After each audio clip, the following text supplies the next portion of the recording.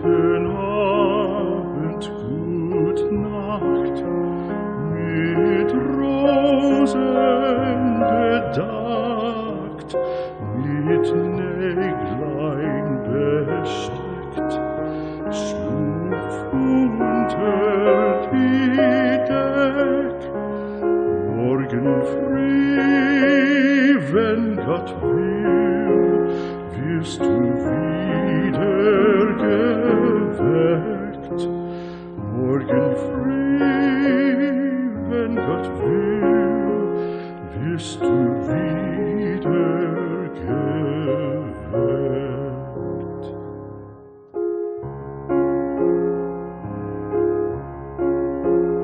Guten Abend, gute Nacht, von Englein bewacht, die zeigen im Traum dir Christkindleins Baum.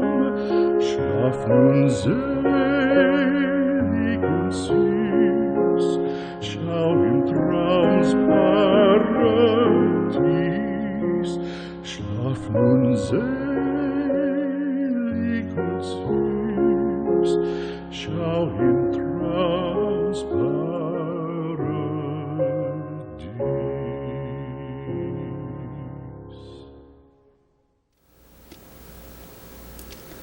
요즘 주위를 둘러보면 가까운 사이에서 서로 고소, 고발을 하는 경우를 종종 보게 됩니다. 이것은 물론 공직자가 아닌 일반인의 이야기를 하는 겁니다. 한번 그것을 먼저 따져보기로 하죠.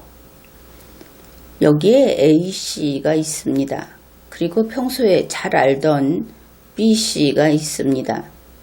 서로 그 전에는 가까운 사이고 또 의견도 잘 맞던 사이였는데 어떤 계기로 그것이 기분이 나빠서였든지 아니면은 이해관계가 충돌을 해서였든지 사이가 이제 삐걱거리기 시작합니다. A씨가 B씨를 향해서 험담을 하거나 또는 음해를 하는 것이죠.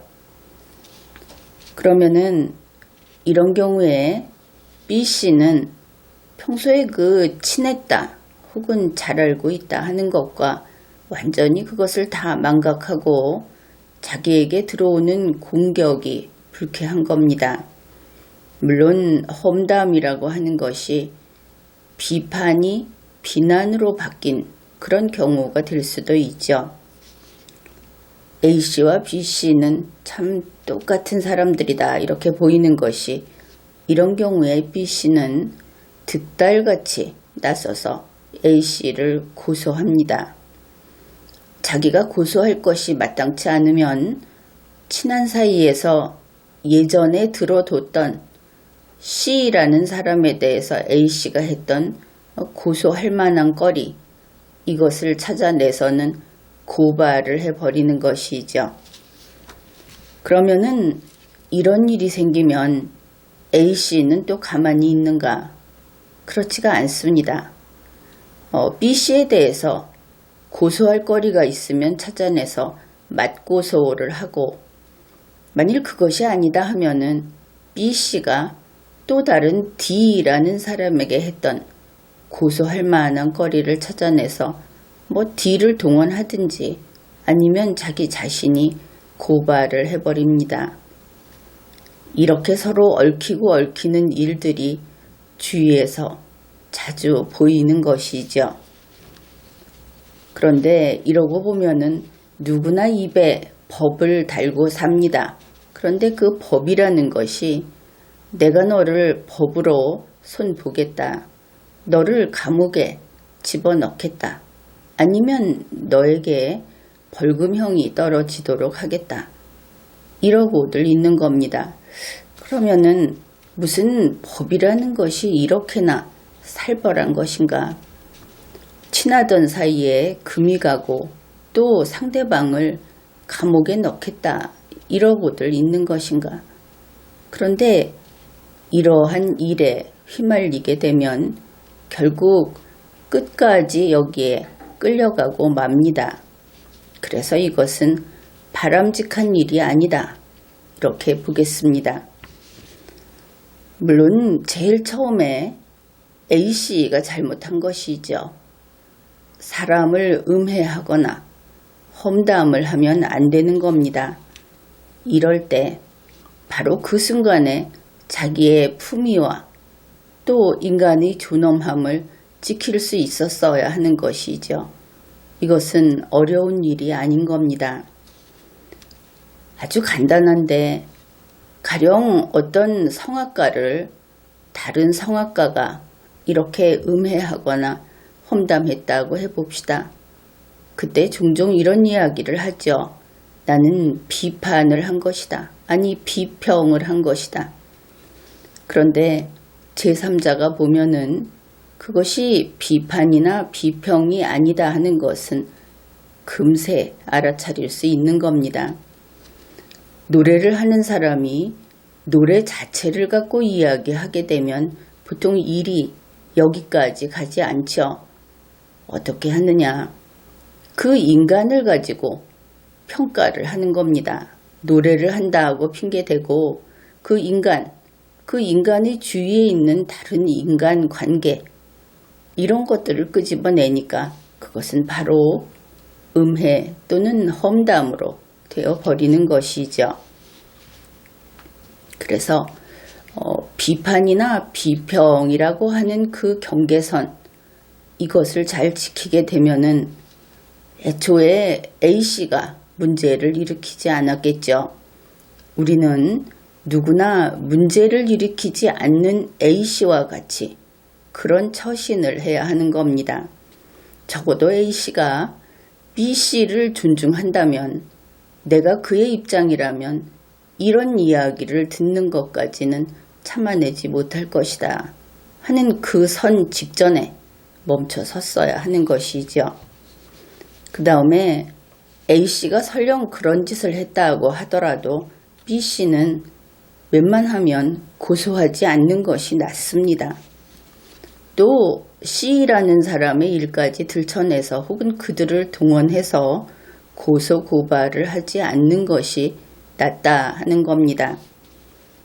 B씨가 고소를 하든지 아니면 C라는 사람하고 같이 손을 잡고 C가 고소하게 하거나 B가 나서서 고발을 해주거나 그것이 자신의 인생에서 무슨 의미가 있답니까?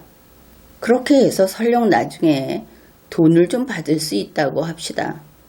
가장 소중한 인생이 구겨지고 가장 소중한 인간관계가 망가지는 겁니다. 상대가 좀 나쁘다. 그렇더라도 이것이 형사법정에 가는 일로 될 때는 멈춰서는 것이 먼저다. 그렇게 이야기를 하겠습니다. 만일 아는 사이에 상대가 음해를 하거나 험담을 해서 화가 난다, 분하다 하면은 그냥 자기 일 열심히 하면서 한 달쯤 참아보라. 이렇게 이야기를 하겠습니다. 자기 일을 바쁘게 하다 보면 내 인생이 얼마나 값지고 이것이 의미 있는가를 깨닫게 되고 마음에 안 드는 또 보기에 그렇게 변변치 않은 A씨한테 자기의 인생을 그렇게 거기에 기울여서 쫓아다닐 필요가 없다. 그것을 바로 깨달을 것이기 때문입니다. 물론 그렇다고 해서 모든 범죄자를 용서해라. 그런 이야기는 아닙니다. 그것이 공적인 그런 분야에 영향을 미치는 것이다 할 때는 이야기가 달라지는 것이죠. 이제 공직자, 전직이나 현직 공직자가 형사법정, 즉 공판정에 서는 경우 그 이야기를 해보기로 합시다. 그러니까 법정에 선 당신의 자세 혹은 법정에 선 당신을 보는 우리의 자세, 그것은 어떠해야 하는가, 그런 이야기를 해보자 하는 겁니다. 지금처럼 리마연에서 이 리걸마인드 연구소에서 함께 학습하고 논의를 하는 우리들은 웬만해서는 형사법정에 설 일이 없겠죠. 그래서 이것은 법정에선 우리의 자세, 이것은 아니다 하는 겁니다. 그 대신에 법정에선 당신들의 자세, 그리고 그 당신을 우리가 바라볼 때 우리는 어떠해야 하는가, 이런 이야기를 하자 하는 겁니다. 우리는 유명한 교수나 정치인, 또 고위 공직자, 때로는 전직 대통령들이 형사법정의 피고인석에 나와서 재판을 받았다, 그런 소식을 듣곤 합니다. 가령 피고인 A가 있다고 합시다. 이 전현직 공직자 이야기를 하는 겁니다. 소위 민간인이 아니고 그러니까 지금은 공직자가 아니더라도 전직 공직자, 이런 경우를 이야기하는 겁니다. 그러한 피고인 A는 유명한 만큼 그를 사랑하는 사람들도 제법 되지요. 그래서 그를 사랑하는 사람들은 피고인 A가 무죄이기를 바랄 겁니다. 그렇지만 자기들의 마음이 그렇다고 해서 그 무리가 피고인 A는 무죄다, 이렇게 이야기를 하면 안 된다 하는 겁니다. 그때 그가 무죄다, 무죄가 아니다 하는 것은 이미 형사법정의 피고인석에 선 이후에는 밖에서 이야기할 수 없는 것이기 때문입니다. 아무리 피고인 A를 사랑하더라도 이런 태도는 안 되는 겁니다. 왜냐하면 그렇게 되면 저 하나밖에 모르는 그런 인간이 되기 때문입니다. 또 팔이 안으로만 굽는, 그래서는 세상에서 객관적인 것은 하나도 받아들일 수가 없겠죠. 자기중심적인 그런 인간이라고 한다면은 성년자라고 할 수도 없고, 또 이 공존을 유지해가는 우리 전체 국민과의 삶을 같이 할 수도 없는 것입니다. 한번 생각을 해봅시다. 이제 우리가 검사다, 이렇게 생각을 해보는 겁니다. 검사의 입장에서 전현직 공직자, 그런 공직자 A씨를 피고인석에 세우는 것은 결코 쉬운 일이 아니다. 생각해보면 그렇겠다 싶지요. 그러면은 검사는 어떻게 이 공직자 A씨를 피고인석에 세울 수 있는가? 원칙적인 이야기만 하겠습니다. 실제로는 이 공직자 A씨가 온갖 권력을 동원해서 저항을 하겠죠. 우리가 보고 있다시피. 그런데 그런 일이 실제로 성사되는 것 자체가 문제인 겁니다. 권력을 동원해서 자기를 지킨다. 국가 질서가 무너졌다, 이런 뜻이 되는 겁니다. 어떻든 원칙적인 것은 이렇습니다. 먼저 A씨가 범죄 구성 요건을 충족해야 한다.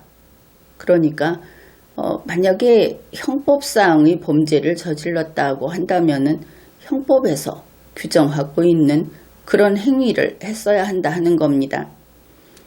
사람을 살해하면 안 된다. 그런데 A씨가 이 살인 혐의로 이제 피고인석에 서는 경우를 한번 생각해 봅시다. 아니면은 뇌물죄도 좋습니다. 이 살인의 경우에 범죄 구성 요건을 충족한다 하면은 A씨의 행위로 어떤 우리 국민이 죽었다, 어떤 인간이 죽었다, 이것이 먼저 있어야 하겠죠. 만일 뇌물죄다, 그러면은 A씨가 뇌물이라고 하는 그런 무엇을 받았다, 이런 행위가 있는 겁니다. 그 다음에 위법성 조각 사유가 없어야 하는 것이죠. 이 위법성을 인정할 수 없다 하는 그런 사유가 없어야 하고, A씨가 책임 능력이 있어야 합니다. 책임을 질 수 없는 상태가 아니어야 한다 하는 것이죠. 그러고도 나아가서 처벌해야 할 필요성이 있다. 검사가 이렇게까지 판단을 하게 되면 그때 공소 제기를 하게 됩니다. 그런데 우리 국민들은 항상 수백만 분의 1의 그 예외적인 것, 이것을 너무 많이 보아왔죠. 가령 소설이나 영화를 보게 되면 매우 정의롭지 못한 검사가 무고한 A씨를 기소하는 그런 내용이 나옵니다. 그런데 그것이 소설이나 영화다. 이것을 잊지 않아야 하는 겁니다. 우리가 아주 많이 영화, 드라마, 소설 이런 데 보면 참으로 특이한, 또 참으로 억울해 보이는 그런 스토리가 아주 많이 나와 있습니다. 그런데 그것은 대체로 허구다, 픽션이다 하는 것이죠. 만일 모든 것을 다 아는 전지전능한 신이 내려다 봤을 때 100% 무죄인 A씨, 그것이 비율로 봤을 때 얼마나 가능할 것이라고 생각을 합니까? 오히려 그러한 너무나 억울한 A씨라고 하는 것은 현실에서는 오히려 그쪽이 드문 일이다. 그런 것이죠. 실제로 범죄 의사가 없는, 그리고 범죄 행위를 하지 않은 그런 A씨라는 사람을 검사가 공소 제기하기는 매우 어렵습니다. 사실은 거의 불가능하다. 이렇게 이야기를 하겠습니다. 따라서 피의자인 공직자 A씨는 무슨 짓인가를 했다. 이것을 알 수 있는 것이죠. 또한 피고인인 공직자 A씨는 일단 범죄 구성 요건은 충족했다. 이것을 알 수 있는 겁니다. 따라서 자기가 사랑하는 전현직 공직자 A씨가 피고인석에 섰을 때 A씨는 무죄다. 이렇게 외치면 안 되는 겁니다. 그것이 아니고 A씨 당신은 사실을 이야기하라. 그리고 왜 구성요건에 해당하는 그런 일을 했는지 말해라. 이렇게 이야기를 해야 하는 것이죠. 이 말이 곧 유죄를 인정하라는 뜻은 아닌 겁니다. 사실을 이야기하라. 이렇게 사실을 이야기하면 그것이 유죄인지 아닌지는 법관이 판단을 해주는 겁니다. 우리는 유명한 교수나 정치인들이 형사법정의 피고인석에 나와서 디테일로 승부하는 모습을 볼 때 낙담을 하게 되죠. 산더미만한 일을 저질러 놨다 했는데 거기서 바늘끝만 한 것은 내 탓이 아니다. 그래서 거기로 빠져나가려고 하는 것. 거의 항상 이런 것을 보고 있지 않습니까? 존경했던 교수가, 지지했던 정치인이 내가 그렇게 했다. 그렇지만 디테일은 다르다. 여기에서 내가 그렇게 했다 하는 것을 쏙 빼버리고 디테일은 다르다. 이렇게 언성을 높일 때 우리 모두는 실망하는 겁니다. 범죄 행위를 할 때는 거침없이 저질러 놓고 이렇게 디테일로 빠져나가서 무죄 판결을 받으려는 그 모습, 그 옹색한, 그 초라한 인간을 보면서 존경했던 교수, 지지했던 정치인의 모습이 공중에서 산산이 깨어지는 것이죠. 인간의 존엄과 명예를 내던지고 무죄 추정, 피고인의 권리, 여기에 매달리는 그들을 보면서 온 국민이 서글퍼지는 것입니다. 우리는 이런 이야기를 하죠. 법정에서 유죄 혹은 무죄, 양자 간의 어느 하나를 법관이 판정을 한다. 이렇게 생각을 할 겁니다. 그런데 공판정에서, 이 형사법정에서 유죄 판결을 할 수 있는 경우도 대단히 협소하다. 그것이 그렇게 쉽게 나오지 않는다. 이것을 알아야 합니다. 공판정에서 유죄 판결을 하지 않는 경우는 대단히 많다 하는 것이죠. 결국 그 이야기는 이 무죄라고 하는 것을 보통은 유죄 판결이 안 나오면 무죄다 이렇게 말을 하는데 그것은 사실은 정확한 이야기가 아닙니다. 구성요건 해당성이 있는 행위 그 자체가 없을 때 나는 바로 그것이 진정한 무죄 판결 사유라고 보고 있습니다. 애초에 안 했을 때 그것이야말로 깔끔한 무죄가 되겠죠. 그러나 대부분 유죄 판결을 받지 않는 피고인, 그래서 자기들은 무죄 판결을 받았다고 주장하는 그 대부분이 이런 사유가 아니다 하는 겁니다. 구성요건 해당성이 있는 행위 자체를 하지 않은 그 경우가 아니다. 그래서 정말 무죄라고 말해주기는 곤란한 그런 경우다. 이런 것이죠. 한번 어떤 경우에 유죄 판결을 받지 않는가, 여러분이 생각하기에 무죄가 나오는가, 그것을 한번 따져봅시다. 먼저 공소가 취소되는 경우가 있을 수 있습니다. 형사소송법에 따르면 이런 경우에 공소기각의 결정을 하여야 합니다. 공소기각의 결정을 하면 유죄 판결을 받지 않게 되죠. 그러면 공소가 취소되는 사유가 많이 있을 겁니다. 그 중에 애초에 아무 짓도 하지 않았다. 구성요건 해당성이 있는 행위를 하지 않았다. 그런 사람은 행위가 없었다 하겠죠. 그런 경우는 많지 않다고 했습니다. 검사가 완전히 잘못했을 경우, 그 경우가 아니라면 대부분 그건 아니다. 따라서 행위가 없는 것은 아니다.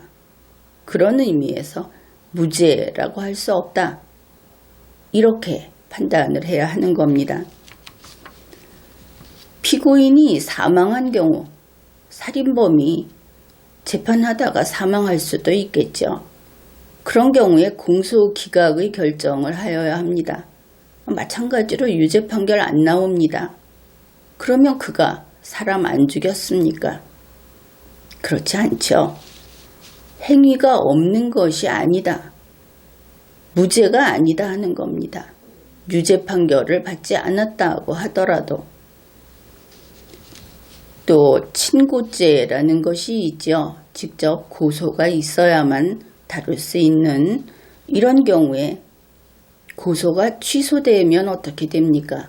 물론 이 부분을 변호인이 중간에서 타협을 한다든지 해서 이끌어내는데, 아니 본인의 양심과 본인의 기억이 있지 않습니까? 친고죄에서 고소가 취소되면 판결로서 공소기각의 선고를 하여야 한다 이렇게 되어 있습니다. 그래서 공소기각 선고가 되면은 유죄 판결을 받지 않습니다. 그러면 행위가 없었습니까? 그렇지 않죠. 무죄라고 할 수 없는 것입니다. 반의사 불벌죄라는 것이 있습니다. 처벌해달라는 의사, 처벌하는 것에 반대한다는 의사가 없을 것.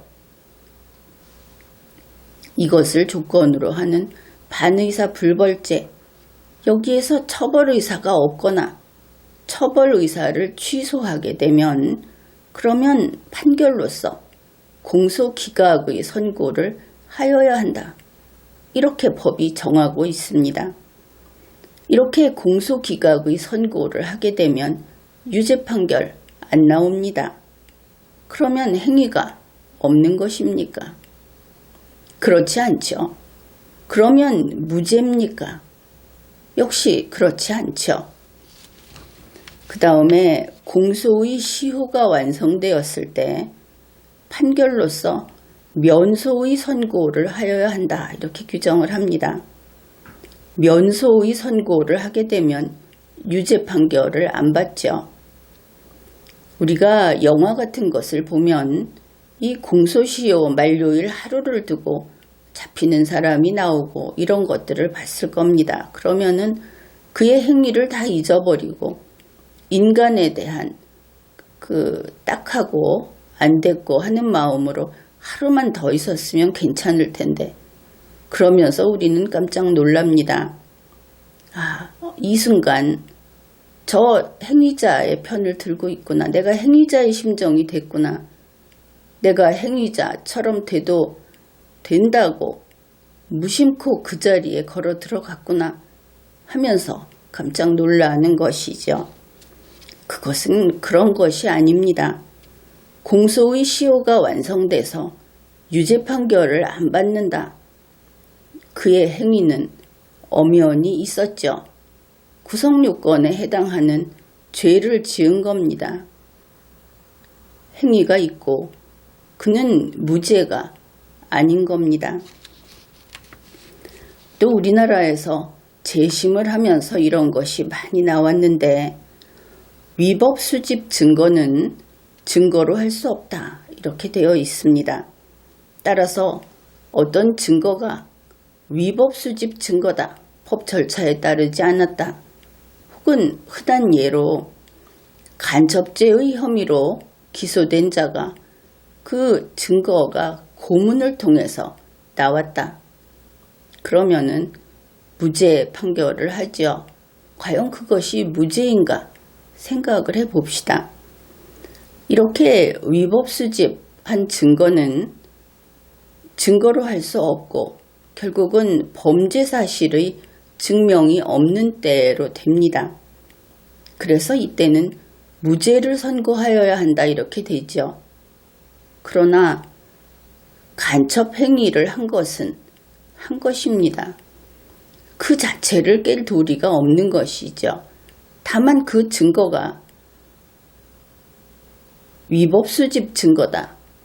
그래서 증거를 없애버림으로써 행위는 있으나 처벌하지 못한다. 이것을 가지고 재심을 해서 무죄 판결 이렇게 내놓는 겁니다. 이게 법이라고 할 수 있는 겁니까? 이것은 행위가 없는 것이 아니죠. 따라서 무죄도 아닌 겁니다. 그 다음에 말 그대로 범죄 사실의 증명이 없는 때 이때는 무죄를 선고합니다. 그러면은 무죄를 선고하니까 유죄 판결 안 받은 것이 아니고 지금 앞의 경우하고 지금 거의 두 가지는 무죄 판결을 받는다고 형사소송법에도 되어 있습니다. 그런데 이게 무죄입니까? 행위가 없는 것이 아니고 무죄가 아니다 할 수 없는 것이다.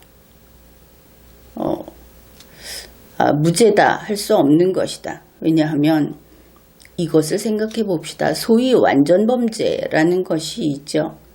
완전범죄의 경우에 범죄의 증명이 안 되기 때문에 분명히 무죄 판결을 합니다. 유죄 판결을 안 받은 것이 아니고 이때는 무죄 판결을 받습니다. 그래서 처벌을 받지 않죠. 완전범죄도 법정까지 갈 때가 있으니까 그러면 이게 무죄입니까? 그렇지 않죠. 이것은 무죄가 되더라도 유죄 판결을 받지 않은 것이다 하는 것이 오히려 더 타당합니다. 그리고 구성요건적 행위를 했죠. 그래서 지금까지 이야기한 이런 경우들 다 유죄 판결을 받지 않아서 무죄라고 얘기하거나 무죄 판결을 받아서 무죄라고 이야기를 하지만 무죄가 아니다 하는 겁니다. 애초에 우리들 이러한 구성요건적 행위, 사람을 죽이거나 뇌물을 받거나 이런 행위를 애초에 하지 않는 정말 99%의 국민들은 애초에 그런 행위를 하지 않아서 혐의도 없고 죄도 없습니다. 그러나 형사법정에 피고인으로 섰던 자가 무죄 판결을 받든지 유죄의 판결을 받지 않든지 그들은 무엇인가 행위가 있었다. 최소한 구성요건적 행위는 있었다. 이런 것이죠. 여러분이 100% 순백이라고 한다면 그들은 결코 회색을 넘지 못한다. 더럽혀져 있다. 이렇게 이야기할 수 있다는 겁니다. 그래서 공직자가 형사법정에 피고인으로 갔다가 유죄 판결을 받지 않았을 경우에 무죄 판결을 받았다. 우리가 승리했다. 이런 소리 하면 안 되는 겁니다. 그때 우리는 이야기를 해 주어야 하는 것이죠.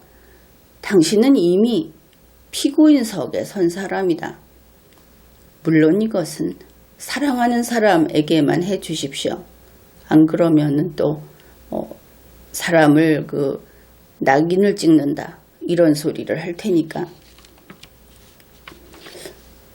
이러한 공직자로서 피고인석에 섰던 사람은 자신이 저지른 행위에 대해서 반성해야 합니다.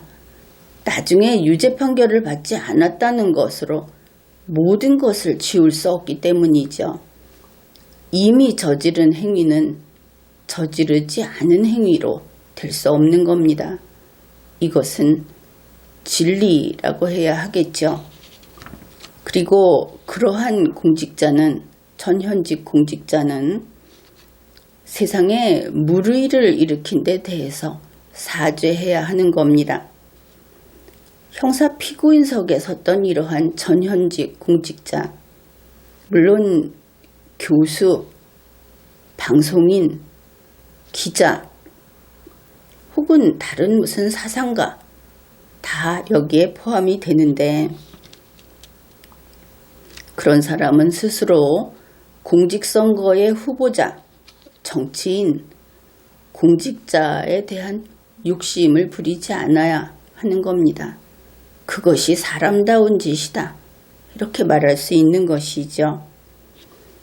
물론 그런 사람들을 사랑했던 우리 국민들은 근심하고 또 낙담할 겁니다. 그러나 어떻게 하겠습니까? 애초에 이곳의 A씨, 저곳의 A씨, 그가 애초에 구성요건 해당성이 있는 그런 행위를 하지 않았어야 하는데 사랑받고 있음에도 불구하고 가지 않아야 할 곳에 발걸음을 하고 하지 않았어야 할 행위를 했던 A씨의 탓이 아니겠습니까? 그래서 이렇게 형사법정에 피고인석에 선다 하는 것은 그것이 결코 가벼운 것도 아니고 갔다가 유죄 판결 받지 않고 나오면 말끔히 순백이 돼서 돌아온다. 그렇게 말할 수도 없는 것이다. 그런 이야기를 해보았습니다. 지금까지 리걸마인드 연구소였습니다.